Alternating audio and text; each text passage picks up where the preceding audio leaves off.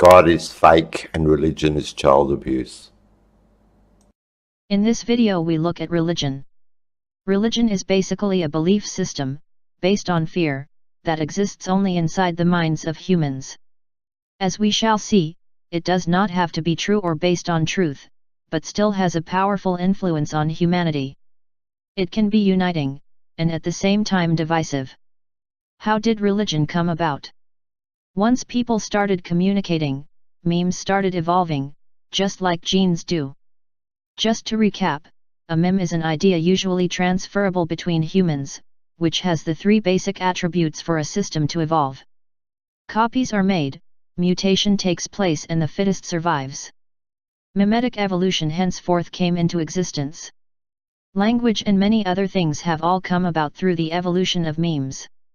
Other conglomerates of memes, usually called memeplexes, have also came into existence and started evolving as well. Some examples include religion, science, politics, capitalism, fashion, and technology. Let us return to religion. Religion would have started out of fear, when ancient humans lived in much darkness. They would have been scared and in awe with such things as the brightness and power of the sun, the brightness of the moon, the sight of lightning and sound of thunder, volcanoes, or even with just a fire perhaps. Humans would have started to worship these things as they were not understood and seemed to be amazing. By the way, although we now understand how all of these things work today, we still have religion, and there is a reason for this as we shall see. In a sense, once the idea started it made its own legs. So religions would have started with worshipping the sun for example, as the pagans did, or admiring thunder, with the god Thor. Religions would have initially been localized and this explains why we have so many different religions today. As religions evolved, they all seemed to have one thing in common, a god or a higher power, a creator. This was their way of explaining how we came into existence. Once again, even though we now know that the universe started from the Big Bang, and that we evolved through Darwinian evolution, religion still persists. Having accepted that many religions formed in ancient times, the next step in the evolution of the religious memeplexes was the realization by man that the religious meme had power, the power to control and manipulate people in their masses. Initially this was not a bad thing, as religions made rules about how to behave and this helped humans to live together in communities. Thou shalt not steal. Thou shalt not kill another human being, and so on. These are all good things about religion, but once a few people realized the power that could be gained by controlling religion, churches and religious organizations came into being. Christians and Catholics, for example, even jumped on the idea of Jesus Christ being crucified on a cross as a figure to worship, and even stole the December 25th as the day of his birth even though he was actually born in early November, as this day was already celebrated by the pagans as the shortest day of the year in the Northern Hemisphere. Having established that there were various religions all over the place around the world, the next step in the evolution of religion was when these different religions, with different premises and beliefs, came into confrontation with one another. Disagreements about how we came into being, and what they each believed in, soon led to conflict between religions, and to ascertain the power of control led to widespread fighting and wars. Although it is not true to say that all conflicts are based on religion, most are religiously, ethnically or nationalistically based and this continues to this very day. Once again, in fairness to religion, wars were also based upon other things like controlling the trade of such things like spices and tea for example, and today many wars are also based on controlling oil and people in general. Political power and economics are significant factors for conflict that are intertwined with religions and identity. There may be a way to separate the link between religion and politics as we shall explain in another video, on random democracy, coming soon. The point here is that although religion may have had many good intro-collective features, they generally have many bad inter-divisive attributes. Intro-divisiveness also exits with so many different factions within each broader religion and this has led to civil war like in the Middle East, Muslim against Muslim. But what is particularly contradictory about religion is that religions are happy to amend their beliefs when science proves something is wrong. The Catholic Church for example has come to accept Darwinian evolution, but still allows for all of its other falsehoods. Religions also contradict themselves when it comes to confrontation with other religions. For example, although most religions say thou shalt not kill other human beings, it seems to be okay to kill other human beings of a different faith. How contradictory is this? Muslims fight with God on their side. The Germans even had God MITUNS, God with us, embossed on their belts during World War II. So why does the religious meme persist? The evolution of religious meme plexus is enhanced by one the key biological attributes that helps the evolution of genes, namely fear. The 4 F words of biology are, feeding, fighting, fleeing, or fear, and sex, or fornication or fucking. But there is another F word that is important for the evolution of both genes and memes, and that is foraging, seeking out new ideas and new territory. Foraging aids both biological and memetic evolution in survival. The latter may prove to be important as subsiding the importance of religion eventually. More about this later. Before continuing, we need to understand something important about memes in general, and that is that they do not have to be true, or even useful, to survive. A really neat example of how false memes can survive was provided to me by a friend who told me the following story, which was apparently passed on in her own family. A daughter asked her mother why they had to cut off the end of the leg of ham before they baked it. The mother said that this is what was done. The girl asked her but why, and the mother had to think hard about it and said she really did not know. It was something her mother did. So the girl asked her grandmother about this and she said the same thing, that her mother told her. Luckily the girl's great-grandmother was still alive and the meme's origin could be traced.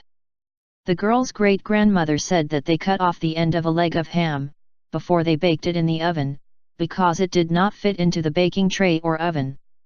This meme spread for no apparent reason and there was no need to still cut off the end of a leg of ham anymore now, as baking trays and ovens were so much bigger. Another example of a meme that propagates but is clearly untrue is that of Santa Claus. This meme does well because there is mutual benefit to the child and to the parent. The child receives a gift from Santa and the parents rejoice in the pleasure expressed by their children. Sorry kids, but there is no Santa Claus, especially one dressed in the colors of Coca-Cola. Science is a special type of memeplex, as it can be used to test its own validity and usefulness, and that of other memes. It is a self-consistent language or collection of ideas that is not afraid to reinvent itself or dismantle itself when a new discovery is made. Science is a meme about truth. It is a special type of memeplex. Religion on the other hand is a memeplex that is not only based on false ancient premises and is obviously riddled with untruths, but still survives.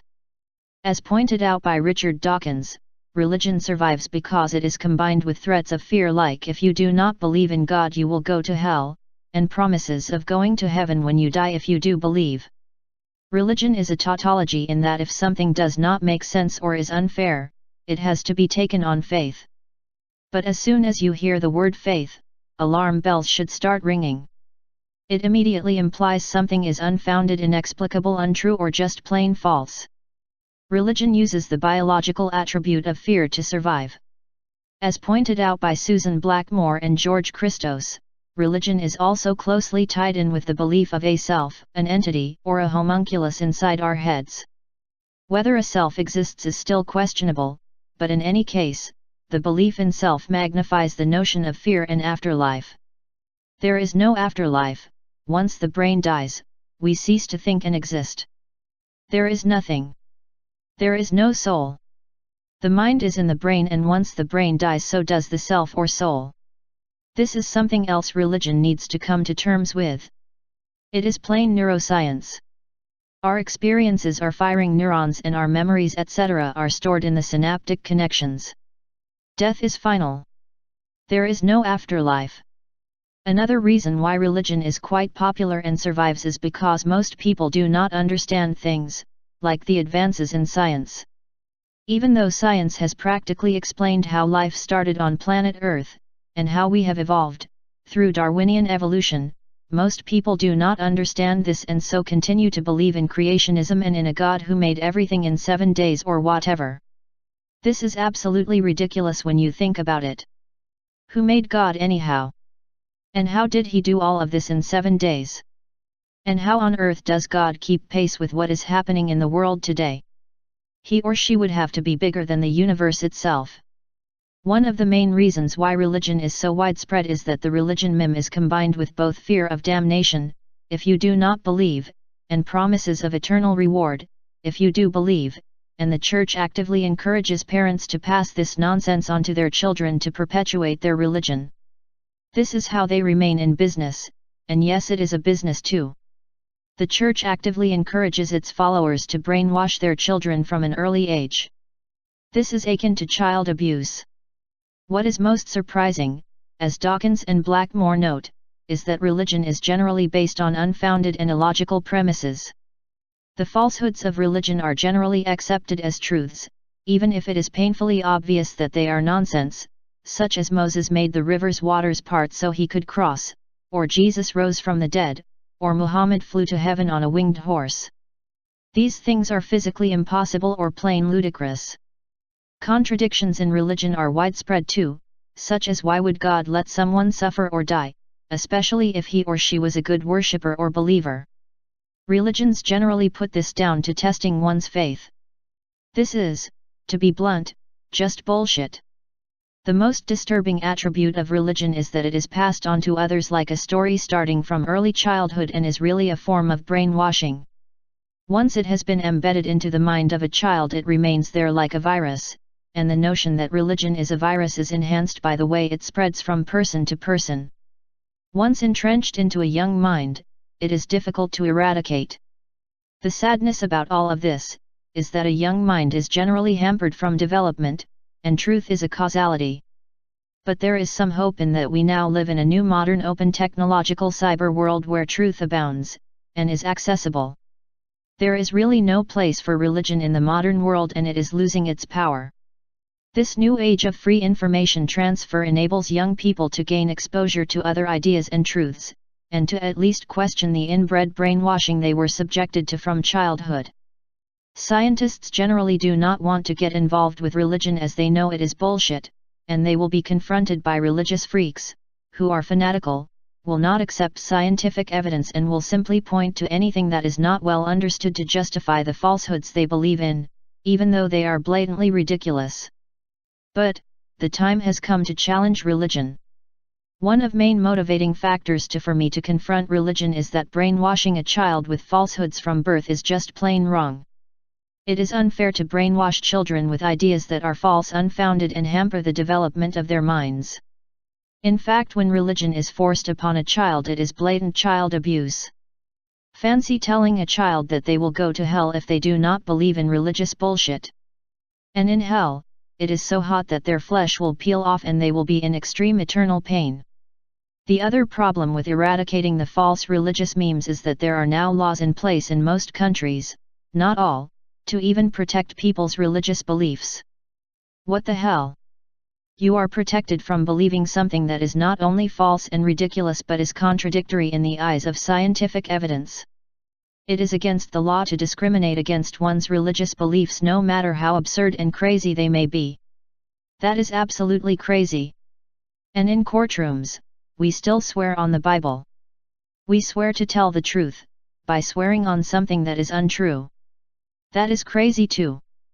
To me, the religion based on the flying spaghetti monster, you can Google this, which is a classic parody on the absurdity of religious belief, makes more sense than other religions. I myself have started my own religion, the Word of Bob Dylan, to remonstrate against religion.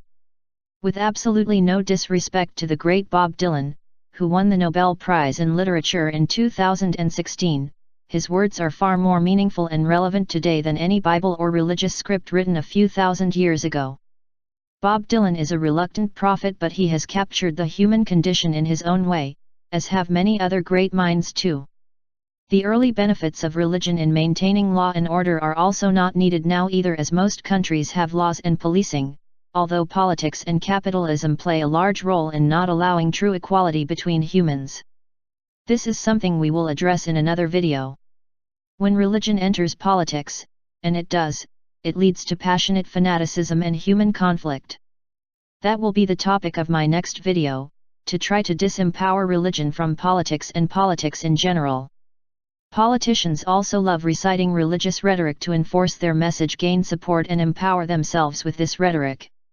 They tap into the hypocrisy of religion as it suits them, and this may be why most nations allow so-called religious freedom, although these are unfounded, unscientific belief systems. There is even a religion called Scientology to try to make out it is scientific, which it is not. Religion is redundant in today's world and is slowly losing its power. Churches are being abandoned. Churches are being forced to accept gay marriages. With the spread of ideas and in particular truth, with our understanding through science, reasoning, and the internet, religion will eventually lose its meaning, significance, power, and purpose completely. The religious meme survived for so long because it was closely linked to the biological attribute of fear, but biological significance is becoming less important in this new mimetic world. And the other keyword, foraging, which is about finding food, has now become one of learning new ideas and the spread of truth. The internet will help to educate people outside of their immediate environmental influences and challenge religion in due time. In summary, God is in the brain of humans. In our heads. He or she is not real and there is no heaven or hell. They are just ideas spread by fear and lack of understanding. Religion started out with man fearing awesome things like the sun, moon, volcanoes, thunder, etc., then used the fear of God to propagate the myth of religion using fear itself. Religion is just a meme which spreads because it is closely linked with the fear of death and eternal happiness after death. To many people, religion gives them a sense of purpose of existence, but memes per se offer a much better alternative and more realistic purpose for our existence. We exist in order to spread our memes, and this is how we immortalize our beliefs and ideas. There is no place for religion in this new technological cyber world of free information and learning. There will be no place for God to hide. God is an illusion. God is great, but he is made up, mate.